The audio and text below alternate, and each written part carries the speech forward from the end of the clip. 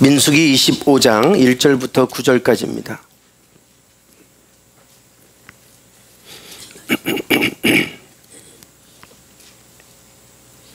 (25장 1절부터 9절까지) 구약성경 238페이지입니다. 교독하시겠습니다. 이스라엘이 시딤에 머물러 있더니 그 백성이 모압 여자들과 음행하기를 시작하니라.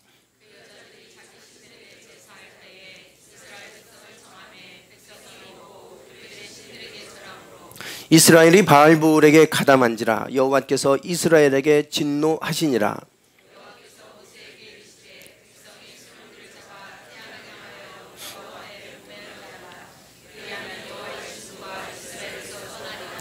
모세가 이스라엘 재판관들에게 이르되 너희는 각각 바알브올에게 가담한 사람들을 죽이라 하니라.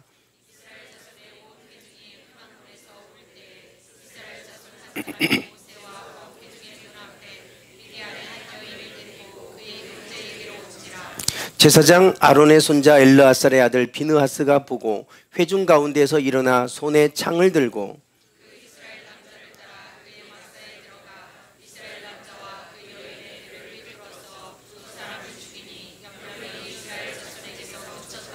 그 연병으로 죽은 자가 24,000명이었더라. 아멘. 요즘 계속해서 미투 운동이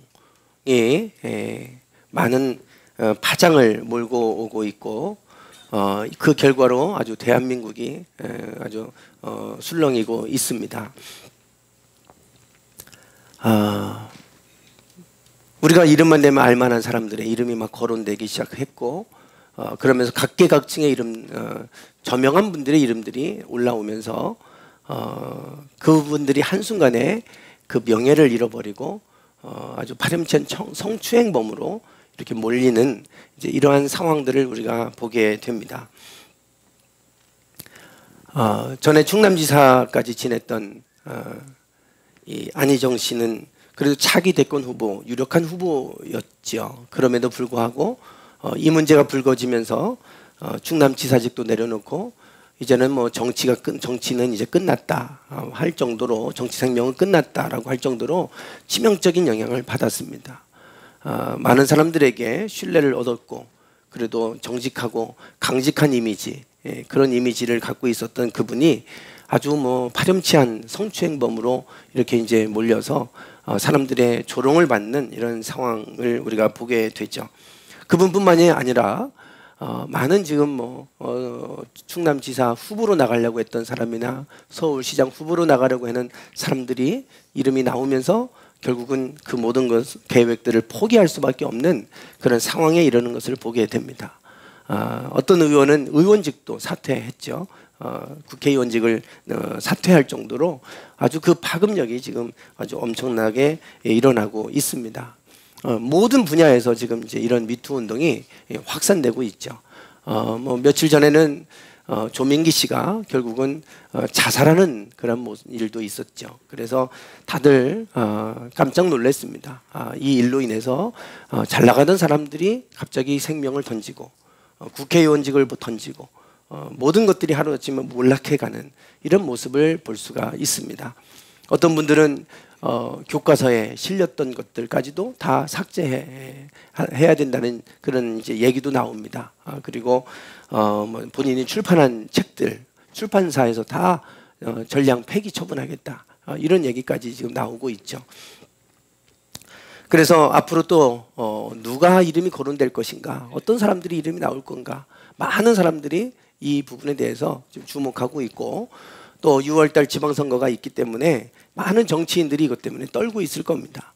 또 어떤 일이 일어날 것인가, 이런 일들을 우리가 뉴스를 통해 접하면서 아마 여러분들도 또 놀랐을 것이고, 야, 어떻게 저 사람이 저랬을 수 있을까, 충격을 받는 일들도 분명히 있었을 겁니다. 그러면서 이 미투 운동의 확산으로 여러분들은 어떤 생각을 하고 계신지, 어떤 생각을 해보셨는지 모르겠어요. 제가 주중에 그 테니스 클럽에 이제 테니스 치러 갔더니 어떤 분이 그런 얘기를 하세요. 그 당시는 본인 때도 이렇게 회식 가면 뭐 어깨 동무도 하고 뭐 같이 브루스도 추고 뭐 이렇게 하고 그런 것들이 비일비재했는데 이제 이런 것들이 이제 지금에 와서 문제를 삼으니 이걸 참 어떻게 이걸 받아들여야 되고 이해해야 될지 모르겠다고 그러면서 이제 그런 이야기를 하기도 합니다. 좀 너무한 거 아니냐 뭐 이렇게 항변하는 사람도 있어요. 그런데 저는 목사의 아들로 태어나서 그런 가정에서 자랐고 늘 교회 안에 있었고 그리고 또 학교를 졸업하자마자 또 신학교를 가고 그리고 나서 신학교를 졸업하자마자 바로 또 목회를 시작하고 저는 늘 교회 안에만 있었어요. 그러니까 사회생활을 해보지를 않았어요. 그래서 사회가 어떤 것인지 잘 몰라요. 그런데 이런 것들을 제가 이렇게 보면서 저도 놀랐습니다. 아, 세상이 이런 것들이 너무 만연해 있었구나. 이런 일들이 어떻게 저런 사람들 안에 저런 것들이 저렇게 많이 있었을까. 저도 놀랄 정도로 이런 게 참 많이 만연해 있었구나. 그리고 지금이 어느 시대인데 이런 일들을 이렇게 할 수 있을까. 저도 깜짝 놀랐습니다. 그리고 또 하나 제가 느낀 거는 한 방에 훅 간다. 한 방에 훅 간다. 저렇게 명성을 얻기 위해서 수십 년 동안 쌓아놓은 것들이 하루아침에 무너지는구나. 한 방에 훅 간다. 저렇게 무너질 수 있구나. 라고 하는 것을 제가 보면서 이 죄의 파괴성이 얼마나 큰 건지를 다시 한번 실감하게 돼요.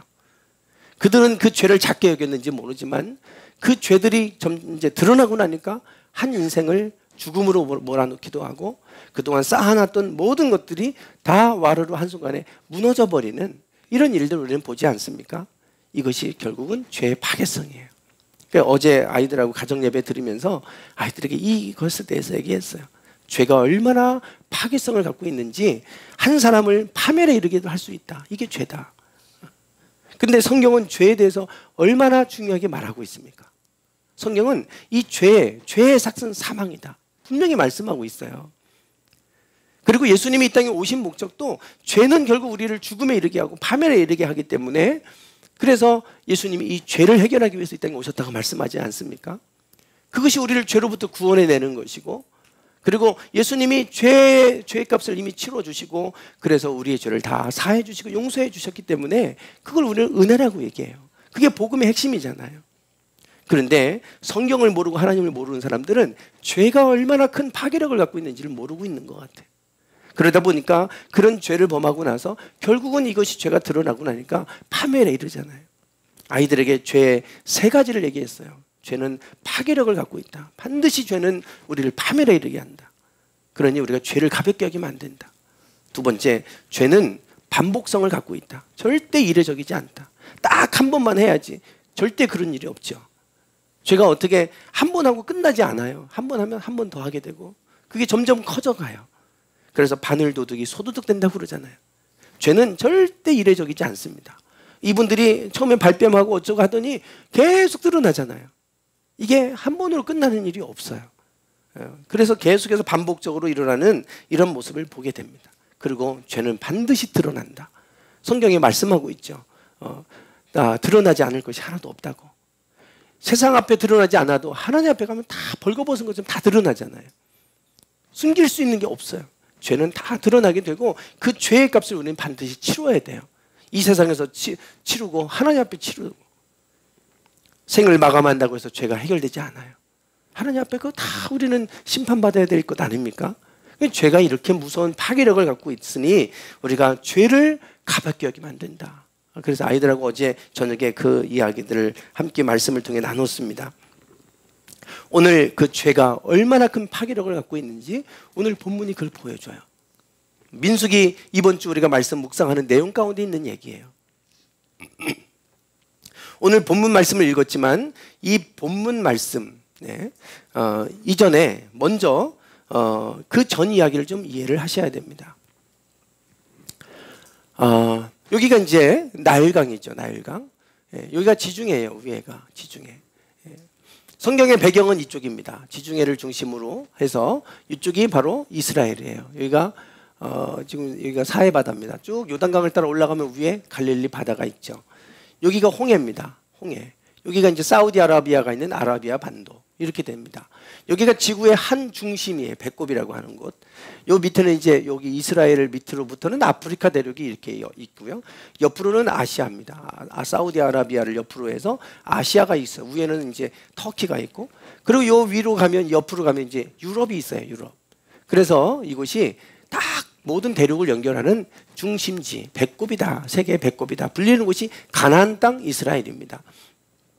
그런데 지금 여기 애굽에서 종살이를 하다가 그들이 이제 출애굽하게 되죠. 그 출애굽 여정 우리가 이제 지난번에 함께 나눴는데 출애굽하게 됩니다. 그런데 그들이 출애굽해서 가나안 땅에 들어가는 길은 세 가지 루트가 있어요. 첫 번째는 여기입니다. 해변길. 요 지중해 요 선을 따라서 이렇게 올라가면 바로 여기 이스라엘이 바로 나오는데, 여기 지역이 블레셋이에요. 블레셋. 네, 요 해변길을 따라서 이렇게 가면 여기 블레셋이 있어요. 블레셋을 거쳐서 가나안 땅으로 들어가는 건데, 그래서 성경은 뭐라고 얘기하냐면 바로가 백성을 보낸 후에 블레셋 사람의 땅의 길은 가까울지라도 그러잖아요. 블레셋 사람의 땅의 길, 이게 해변길이에요. 그 해변길을 따라 그냥 가면 가까워요. 그런데 하나님이 그들을 그 길로 인도하지 않았다 그래요. 그 길로 가면 가깝지만 하나님은 그 길로 가게 하지 않았어요. 왜냐하면 그들이 블레셋과 전쟁하고 또 가나안 땅에 들어가야 되는데, 그 블레셋 군사, 이 블레셋은 골리앗의 나라입니다. 골리앗. 다윗이 골리앗과 싸우잖아요. 그 거인족이 살고 있었던 그 블레셋 이 땅과 전쟁하고 가나안 땅에 들어가야 되는데, 이 전쟁을 보면 그들이 뉘우쳐서 애굽으로 돌아갈까 염려가 된다. 그러니 그들이 애굽으로 다시 돌아가지 못하게 홍해길로 인도하겠다 그런 거예요. 그래서 요 해변길로 인도하지 않으시고 요 광야를 지나서 홍해를 건너서 요 시내산으로 인도하시는 이 두 번째 루트를 택하게 됩니다.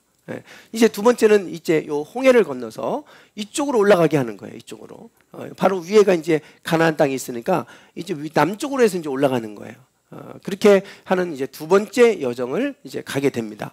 시내산에서 1년을 머물고, 그리고 나서 온 곳이 여기 바란 광야입니다. 여기에 이제 가데스 바네아라고 하는 곳, 12명의 정탐꾼을 보낸 곳이에요.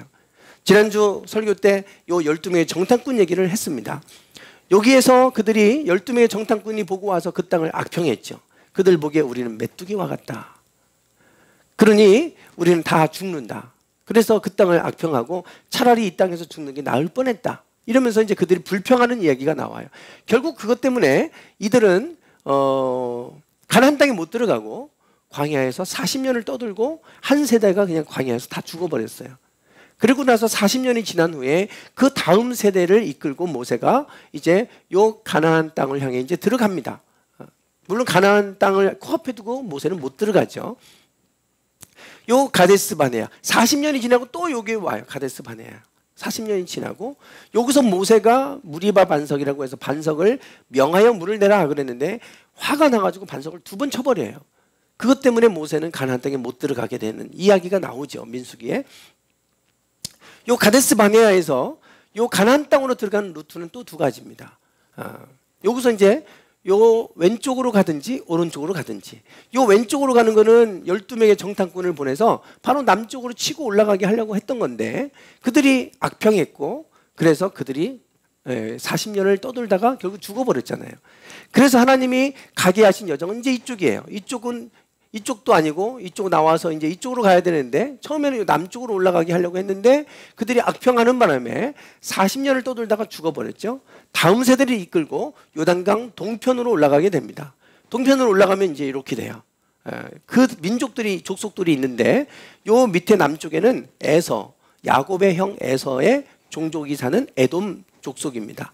그리고 그 위에는 모압, 롯의 딸의 후손들이죠. 암몬과 모압은 롯, 그 소돔과 고모라에 있는 롯, 그의 2딸의 자손들입니다.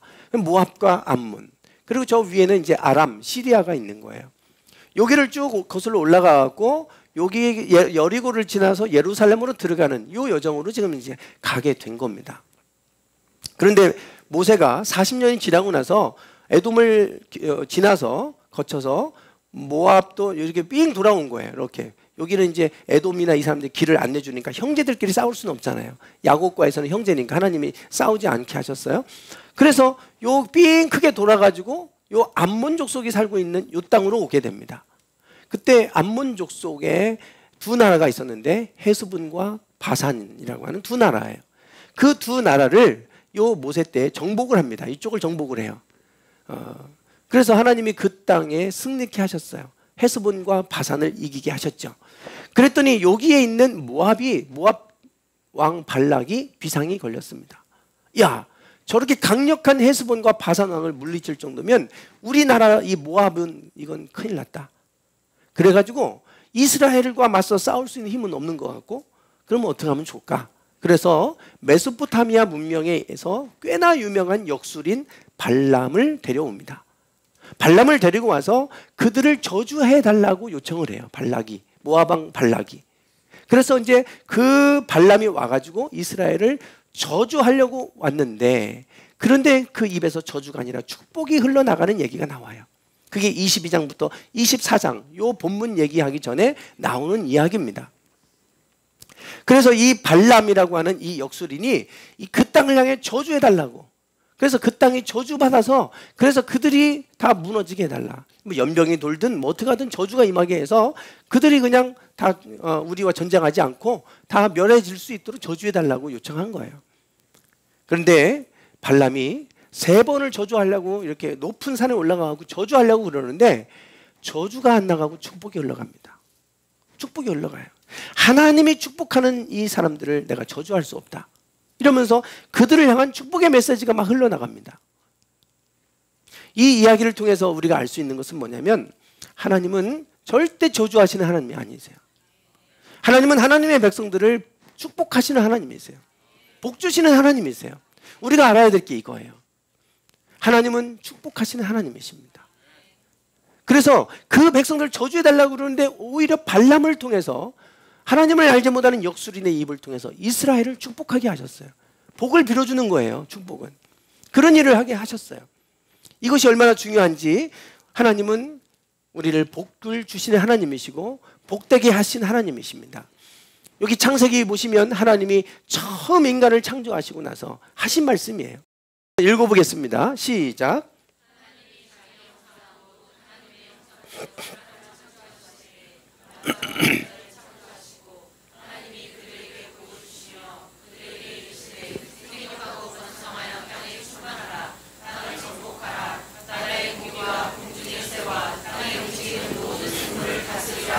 아멘.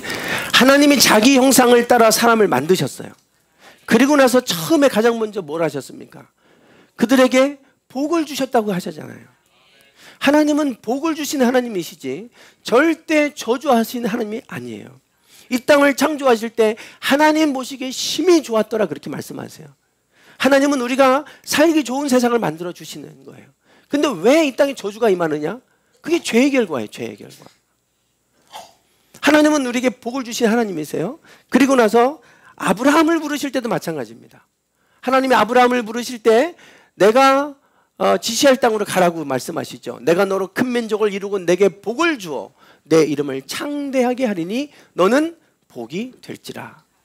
너는 복이 되라는 거예요. 그래서 너를 축복하는 자에게 내가 복을 내리고 너를 저주하는 자에게 내가 저주하리니 땅의 모든 족속이 너로 말미암아 복을 얻을 것이다, 그랬어요. 땅의 모든 족속이 너로 말미암아 복을 얻게 하겠다, 이게 하나님의 뜻입니다. 하나님이 아브라함을 통해서 너만 복을 주는 게 아니라 너를 통해서 모든 족속이 복을 얻도록 내가 하겠다, 그렇게 말씀하세요. 하나님은 우리 온 인류가 복받기를 원하시고 그 복과 축복 가운데 살기를 원하세요. 이게 창세기입니다. 우리가 모세오경 있잖아요. 창세기, 출애굽기, 레위기, 민수기, 신명기 5권을 모세오경이라 그러죠. 이스라엘은 가장 중요하게 여기는 게 이 모세오경입니다. 토라라고 하는 것이죠. 이 모세오경인데 이 창세기의 주제는요, 복입니다. 복. 처음부터 하나님 복을 주셨고요. 그리고 나서 바벨탑을 쌓고 그들이 하나님을 대적하고 그럴 때 아브라함을 또 부르셔서 온 민족을, 내가 온 족속을 복을 주려고 내가 너를 불렀다. 네가 복이 되라. 너를 통해서 모든 사람들에게 복이 흘러가길 원한다. 그렇게 부르신 거예요. 창세기에 복이라는 단어가 몇 번 나올까요? 안 세보셨죠? 제가 한번 궁금해서 다 세봤어요. 64번 나옵니다. 복이란다는 건 수없이 나와요. 아브라함도 복받고 이삭도 복을 받았고 야곱도 복받은 얘기, 요셉이 복받은 얘기 다 무슨 다 복을 다 하나님이 복 주신 얘기예요. 복 주신 얘기. 하나님을 쫓아 살아갔을 때 하나님이 어떻게 그들의 삶을 복 주셨나 그 얘기입니다. 하나님은 복 주시는 하나님이세요. 창세기 시작이 우리에게 복을 얘기하고 있어요. 그런데 출애굽기에 가면 요셉의 때 기근이 있어서 그 애굽 땅에 들어갔다가 노예가 됐잖아요. 그리고 나서 노예 생활에 있을 때 하나님이 그들을 구원해 내셔요. 그때 모세를 통해서 출애굽의 목적을 말씀하셨어요. 이 산에서 나를 섬기게 하겠다 그랬어요. 너희가 이 땅에서 사흘길쯤 광야에 가서 우리가 하나님을 섬겨야 되니까 우리를 보내주십시오. 그렇게 얘기합니다. 그 산은 신의 산이에요. 하나님을 섬긴다고 하는 건 두 가지의 모습으로 나타납니다. 신의 산에서 두 가지를 하는데 하나는 율법을 주셨어요. 하나님 말씀대로 살아라. 그리고 너희 이렇게 살아라. 그 대표적인 게 십계명이죠. 십계명 5계명이 뭡니까? 부모를 공경하라는 거예요. 부모를 공경하라. 당연한 것 같죠? 근데 그 당시는 그렇지 않았다니까요. 나이가 들면 무시하고 우리가 고려장하고서 갖다 버리는 때도 있었잖아요. 그 당시 그러지 않았어요. 약육강식의 시대이기 때문에 부족들끼리 싸우는 시대이기 때문에 강한 자만 살아남는 거예요. 약해지면 노인이든 뭐 여자들이든 뭐 아이들이든 다 사람 취급도 안 될 정도로. 그래서 사람 수를 세면 장정 숫자를 셉니다. 그랬어요. 그러니 부모를 공경하는 게 어디 있습니까? 근데 내 부모를 공경하라. 그때 이미 하나님은 그것을 말씀하고 계세요. 그 다음에 뭐라고 하시냐면 살인하지 말아라. 살인이 난무했거든요. 살인이. 그래 기분 나쁘면 죽여버리고 난무했어요. 뭐 법이 어디 있습니까? 힘 있는 사람이 그냥 법이죠. 간음하지 말아라 그래서 그 당시에. 지금 우리가 이 시대에 벌써 이런 시대에 어떻게 이런 일이 일어날 수 있을까? 성추행, 성폭행. 이미 예수님, 하나님은 이미 모세 시대에 간음하지 말아라. 도둑질하지 말아라. 이런 거 말씀하고 계시잖아요. 그게 그렇게 어려운 게 아니고 우리는 지금 당연하게 받아들이는 것들이 그 당시에는 당연하지 않았던 거예요. 그러나 하나님은 이미 그때부터 그것을 말씀하고 계세요. 너희는 이렇게 살아라. 그러면 내가 너희들 복받는 민족이 되게 해주겠다. 그거예요. 그 다음에 또 하나는 성막을 짓고 나를 예배하는 삶을 살아라. 너희가 죄를 범하면 용서받을 수 있는 게 제사니까 나의 앞에 제사 드려라. 그렇게 얘기를 하시는 거예요. 이 율법을 지키라고 하는 게 신명기고요. 성막 제사를 어떻게 지켜야 되는지를 구체적으로 말씀하는 게 레위기예요. 하나님은 복 주기를 원하시는데 우리가 어떻게 하면 복을 받으냐? 하나님을 섬기라는 거예요. 그러면 내가 너희를 복 주겠다는 겁니다. 그 섬기는 게 구체적으로 뭐냐? 이 세상 풍습을 따라가지 말고 하나님 말씀대로 살아라. 그리고 하나님을 예배하는 삶을 살아라. 그러면 내가 너희를 복되게 하겠다는 거예요. 이게 창세기 이 모세 오경에 흘러가는 내용입니다. 그런데 민수기에 가니까 그들이 광야 생활을 하잖아요. 하나님을 섬겨야 되는데 이 섬김들이 무너지는 거예요. 어느 때까지 나를 믿지 않겠느냐? 하나님을 섬기도록 하기 위해서 여러 가지 기적을 나타내시고 하나님의 살아계심을 보여주신 겁니다. 그런데 그들이 그걸 믿지 않으니까 광야에서 고통받다가 죽어버리는 거예요. 하나님의 복을 누려야 될 백성들이 복을 누리지 못하고 광야에서 죽는 이런 일이 생겼다 이겁니다. 그래서 모세오경은 이 우리의 하나님이 우리를 향한 계획하심과 뜻하심이 이 안에 다 녹아져 있어요. 그런데 이 민수기의 여정에 오늘 이 하나님이 축복 그 발람을 통해서 저주하라고 했더니 하나님 축복하시잖아요. 그 민족을. 그게 이제 하나님의 계획이고 하나님은 저주하시지 않고 복을 주신 하나님이세요. 그럼에도 불구하고 왜 저주가 임하느냐? 25장이 바로 그 저주받은 사건이 나옵니다. 그 발람이 그렇게 3번이나 축복했는데 아무리 저주하고 싶어도 저주가 흘러가지 않고 저주가 나오지 않았는데 25장에 가니까 그들에게 저주가 임했어요. 그게 바로 이제 25장에 일어나고 있는 사건입니다. 이스라엘이 시딤이라고 하는 곳에 머물러 있을 때입니다. 이게 이제 모압 땅이에요. 모압 땅. 그런데 그 백성이 모압 여자들과 음행하기를 시작했다. 왜 이런 일이 있었냐? 그 여자들이 자기 신들에게 제사를 하는데 이스라엘 백성을 청했어요. 제사를 드리면 제사 음식을 많이 쌓아놓고 제사를 드리잖아요. 그리고 제사를 다 끝내고 나면 그 음식을 같이 먹어요. 그게 그들의 잔치와 같은 거예요. 그러니까 야, 우리가 이렇게 제사를 드리고 잔치 음식을 먹고 같이 하는데 너희들도 와서 같이 먹어라. 그리고 그들을 초청한 거예요. 그랬더니 그들이 가서 거기에 잔치에 참여하고 함께 제사를 드린 거예요. 음식만 먹은 게 아니라 함께 제사를 드렸다는 거예요. 신들에게 절함으로 그랬잖아요. 그리고 이스라엘이 바알부올에게 가담했다. 이 바알부올, 바알신을 섬기는 그 신을 경배하는 일에 참여했다는 거예요. 그래서 그들에게 하나님이 진노가 임하는 일이 일어난 거예요. 연병이 일어나서 그 연병으로 인해 죽은 자가 24,000명이 됐다. 이렇게 얘기합니다. 그렇게 저주를 내려달라고 해도 저주가 임하지 않았던 그들에게 저주가 임했어요. 그것은 죄의 결과였습니다. 저주는 까닭 없이 임하지 않습니다. 죄의 결과로 저주가 임해요. 하나님의 복이 흘러가야 되는데 복이 흘러가지 않을 때는 그 안에 뭔가 죄가 있어요. 그것이 우리 앞에 하나님과 우리 사이를 가로막고 있는 죄가 있는 거예요. 그것 때문에 이 24,000명이 연병으로 죽는 일이 일어났어요. 그래서 하나님이 그 가담한 사람들을 죽여라. 그러면 연병이 끊어진다. 그래서 그 가담한 사람들을 죽이는 이야기가 오늘 본문에 나와 있습니다. 왜 갑자기 이런 일이 일어났냐? 민수기 31장에 가면 이 얘기가 나옵니다.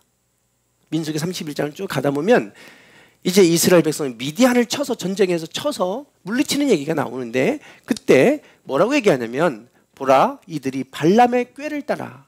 발람은 아까 메소포타미아 지역에 있었던 역술인이라 했잖아요. 무당과 같은 존재예요. 아무리 저주해도 저주가 나가지 않았어요. 축복이 나갔지. 그러고 나서 그 돌아갔습니다. 결국은 돌아갔는데 미디안 땅을 거쳐서 이제 가려고 있다가 미디안 땅에 가가지고 꾀를 하나 냈어요. 네. 그 꾀가 뭐냐면 이스라엘 자손을 부올의 아까 바알부올이라고 했잖아요. 부올의 사건에서 여호와 앞에 범죄하게 한 사람이 발람이에요. 여호와의 회중 가운데 연병이 일어나게 하였다. 그래서 미디안을 칠 때 발람도 그 땅에 있다가 발람도 죽습니다. 그 얘기가 31장에 나오는데 결국은 발람의 꾀에 의해서 이렇게 된 거라는 얘기예요. 저주가 흘러가지 않았잖아요. 그 미디안 땅에 가서 이때 그 죽임을 당한 여인의 이름도 나옵니다. 15절에 보면 15절에 죽임을 당한 미디안 여인의 이름은 고스비니 수르의 딸이라. 수르는 미디안 백성의 한 조상의 가문의 수령이었더라. 이렇게 나와요.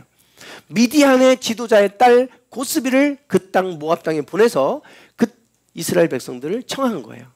청하게 해가지고 그들 유혹해서 그래서 그 제사에 가담하게 하고 그래서 거기서 음행을 하게 했어요. 그 고대 근동의 종교는 지금도 마찬가지입니다. 이슬람의 힌두 사원이나 이런 데 가면 여러 가지 많은 성적인 그런 장면들이 막 묘사되어 있어요. 조각되어 있고. 그리고 그런 걸 엽서로 만들어 막 팔아요. 힌두교는 아주 음란한 겁니다. 아주 음란해요. 근데 그 사람들은 그걸 음란하게 생각하지 않아요. 왜냐하면 풍요와 다산.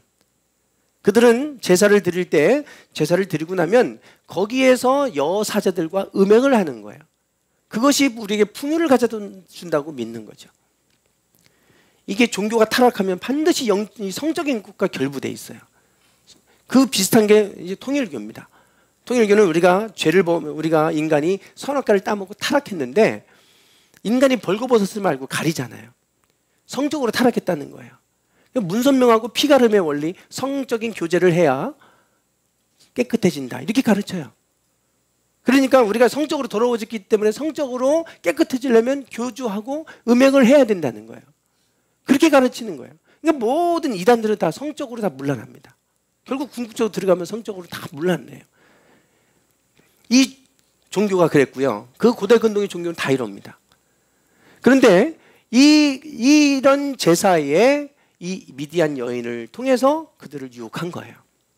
그래서 그들이 여기에 가담했고 그것 때문에 그들 땅에 죄가 들어오면서 그 땅에 연병이 일어나고 저주가 임하는 사건이 일어난 거예요. 여기에 가담한 지도자, 이스라엘의 지도자 이름도 나옵니다. 성경에 14절에 죽임을 당한 이스라엘 남자 곧 미디안 여인과 함께, 이게 아까 그 고습입니다. 죽임을 당한 자의 이름은 시므리니, 이름이 시므리예요. 이 사람은 누구냐? 살루의 아들이요 시므온인의 조상의 가문 중 한 지도자다. 시므온은 12지파 가운데 시므온 지파가 있어요. 그 지파에 속한 지도자 시므리가 여기에 가담했다는 겁니다. 즉 시므온 지파가 여기 연루되어 있어요. 시므온 지파가. 25장은 이것을 구체적으로 지금 설명해 줍니다. 그리고 나서 26장을 보세요. 26장, 성경의 26장을 보시면 연병 후에 이렇게 나오죠. 그 가담한 사람을 다 죽이고 났더니 연병이 끝쳤어요. 24,000명이 죽었다 그랬습니다. 연병 후에 여호와께서 모세와 제사장 아론의 아들 엘르아살에게 말씀하여 이르시되 2절에 이스라엘 자손의 온 회중의 총수를 그들의 조상의 가문을 따라 조사하되 이스라엘 중에 20세 이상으로 능히 전쟁에 나갈 모든 자를 계수하라. 인구를 조사하라는 거예요. 전쟁터에 나가서 싸울 수 있는 20세 이상의 사람을 숫자를 헤아려라. 이렇게 얘기한 거예요. 민수기는 수를 세다 이거예요. 넘버스라고 되어 있습니다. 영어로. 그래서 수를 세는 게 민수기예요. 처음에 1장에도 그 수를 세는 장면이 나와요. 그리고 이게 2차 수를 셉니다. 왜 25장 이 얘기 다음에 26장에 인구를 조사하라고 하는 얘기가 왜 나올까요? 여러분 그냥 읽으면 무슨 지파는 몇 명이었고 몇 명이었고 그냥 쭉쭉 그냥 읽으실 거예요. 그런데 처음에 그들이 시내산에서 출발하면서 하나님이 그 사람을 숫자를 헤아리게 했어요. 이제 가나안 땅에 가야 되니까 인구 그 숫자를 헤아려라. 1차. 그리고 40년이 지나서 그 다음 세대를 또 헤아리게 한 거예요. 이게 두 번째. 1차, 2차 이렇게 한 거를 쭉 보면 증감을 알 수가 있어요. 루벤 지파부터 12지파가 있는데 루벤 지파는 1차는 46,500명이었어요. 그런데 2차 조사해보니까 43,730명. 그러니까 한 세대가 죽고 다음 세대가 지금 일어났는데 그 다음 세대는 한 43,730명. 큰 차이가 없어요. 약간 줄었습니다. 약간 2,770명이 약간 감소했어요. 시므온 지파가 여기 나오죠. 시므온 지파가 59,300명이었어요. 근데 22,200명. 마이너스 37,100명입니다. 아까 그 시므온 지파가 여기에 연루된 거예요. 좀 많이 줄었죠? 예. 갓 지파? 뭐 보세요. 다. 그냥 거의 비슷한 수준입니다. 약간의 변동은 있지만 플러스 마이너스 조금씩 변동은 있지만 에브라임 지파 뭐 이렇게 되고요. 뭐 므낫세가 2만 명 정도 이렇게 오히려 늘어났고 다른데 뭐 여기 아셀 지파가 10,000원 이 정도 이렇게. 문제는 여기 시므온이에요. 여기가 37,100명이 팍 줄어버렸어요. 왜냐하면 아까 시므온 지파가 연병으로 24,000명이 죽었다 그랬잖아요. 이 시므온 지도자하고 그 지파가 여기에 연루된 거예요. 그래서 이 시므온 지파가 2차 조사 때는 저렇게 줄어들어서 59,300명 적은 수가 아니었는데 37,100명이 줄어버립니다. 그리고 나서 시므온 지파가 이제 지도를 안 넣네요. 12지파에게 땅을 분배해 줬는데요. 다 땅을 분배했는데 유다 지파가 맨 밑에 쪽이에요. 그런데 그 유다 지파 밑에 시므온 지파가 있는데요. 그 땅 분배한 지도를 보면 유다 지파 안에 시므온 지파가 가운데 이렇게 있어요. 이건 뭐냐면 시므온 지파가 유다 지파 속에 그냥 흡수돼 버린 거예요. 여호수아가 그 땅을 점령하고 그 땅을 분배하는데 이미 시므온 지파는 유다 지파에 흡수되어 있는 상태가 돼 버렸어요. 그게 별로 지금 모세는 죽고 여호수아가 들어갔잖아요. 몇 년 안 된 거예요. 몇 년. 그만큼 시므온 지파는 존재감이 없어졌어요. 이 사건으로 시므온 지파는 몰락해 버립니다. 이게 뭘 얘기하냐면 죄의 파괴성을 얘기하는 거예요. 그 죄로 인해서 한 지파가 몰락해 버립니다. 우리는 죄가 이렇게 심각한 결과를 갖고 온다는 걸 성경은 보여주는 거예요. 죄 때문에 한 사람은 생명을 포기하고 자살하고 목매고 끝나잖아요. 그 죄가 그렇게 잘 나가는 사람의 한순간에 죽음으로 몰아넣어요. 그 죄가 한 가정을 다 깨뜨려 버려요. 한 가정을 무너뜨립니다. 그 죄가 교회를 무너뜨릴 수 있어요. 그 죄가 모든 우리 한 국가를 무너뜨릴 수도 있어요. 죄는 심각한 결과를 갖고 옵니다. 그걸 보여주는 게 민수기 25장이에요. 하나님이 그토록 그들에게 너희는 이렇게 율법대로 살아라 그러고 했는데 여전히 그들은 죄 가운데 있는 거예요. 그러고 나니까 하나님이 아무리 발람을 통해 저주하라고 해도 저주가 흘러가지 않았던 그 땅에 그 민족들에게 죄가 그들에게 연병이 돌아서 한 지파가 몰락하는 이런 결과를 갖고 와버렸어요. 죄는 이런 결과를 갖고 온다 이거예요. 우리는 죄의 파괴성을 알아야 돼. 그래서 제가 어제도 우리 아이들에게 그런 얘기했어요. 너희는 죄를 가볍게 여기면 안 된다. 하나님 앞에서 죄를 가볍게 여기면 안 된다. 죄는 반드시 이런 결과를 갖고 온다.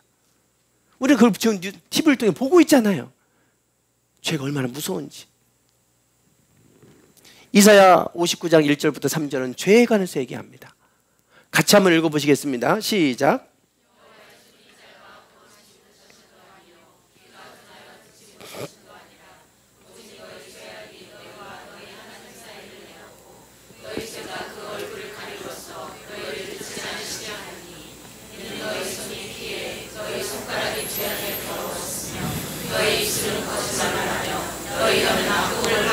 네, 하나님이 이사야를 통해 이스라엘 백성들에게 하시는 말씀입니다. 하나님 우리를 좀 구원해 주세요. 근데 하나님의 구원이 임하지 않아요. 그러니까 그들이 뭐라고 하냐면 하나님의 손이 짧아서 우리를 구원 못 하시나 보다. 하나님이 능력이 없나 봐. 수많은 신들이 있는데 우리가 믿는 하나님은 별로 힘이 없나 봐. 우리를 지금 우리의 이 어려운 가운데 우리를 못 구해내잖아. 이런 거예요. 이사야와 예레미야는 이스라엘이 멸망하기 직전에 활동한 선지자들이에요. 나라가 몰락하고 있는 상황인 거예요. 하나님 좀 우리를 도와주세요. 그런데 하나님이 도와주시지 않고 자꾸 몰락하니까 결국 멸망했잖아요. 그들이 하는 얘기예요. 하나님의 손이 짧아서 구원하지 못하시는 게 아니라는 거예요. 이사야 선지자가 외치는 건. 귀가 둔해서 하나님이 못 들으시느냐, 너희들의 그 간구와 부르짖음을 못 들으시느냐, 아니라는 겁니다. 그럼 뭐냐? 너희 죄악이 너희와 너희 하나님 사이를 갈라놓았다는 거예요. 너희의 죄가 하나님과 너희 사이를 막고 있다는 거예요.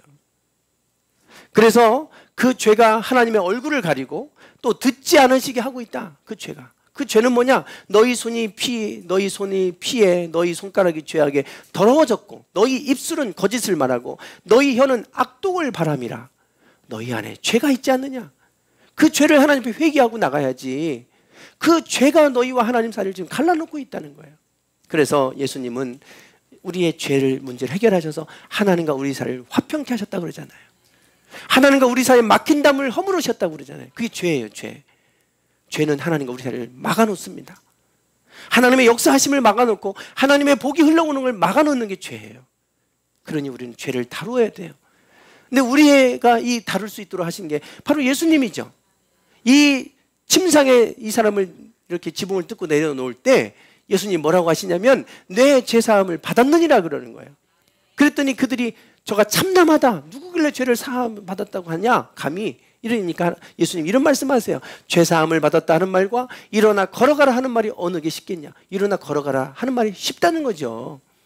그러나 인자가 세상에서 죄를 사하는 권세가 있는 줄을 너희에게 알게 하려 함이라. 이건 너희에게 알려주려고 내가 죄사함을 받았다고 선언하는 거다. 그러고 나서 일어나 걸어가라. 근데 걸어갔어요. 가늠하다 걸린 여인 돌로 치려고 할 때 예수님이 내가 너를 정죄하지 않는다. 너도 돌아가라. 그러면서 다시는 죄를 범하지 말아라. 그렇게 말씀하시잖아요. 우리는 이 죄의 문제를 해결할 수 있는 방법이 없지만 예수님은 이 죄를 사하는 권세가 있음을 이미 우리에게 말씀하고 계세요. 회개하라고 그러시잖아요. 그래서. 그리고 용서받았다면 죄를 다시는 범해서는 안 된다는 거예요. 왜냐하면 죄는 하나님과 우리 사이를 갈라놓습니다. 막아놔요. 오늘 우리 안에 있는 죄를 우리가 다루기를 원합니다. 자꾸 죄가 반복적으로 일어나는 죄가 있다면 빨리 끊으셔야 돼요. 끊지 않으면 그것이 결국 우리의 삶을 파멸로 이끌어갑니다. 죄는 파괴성을 갖고 있어요.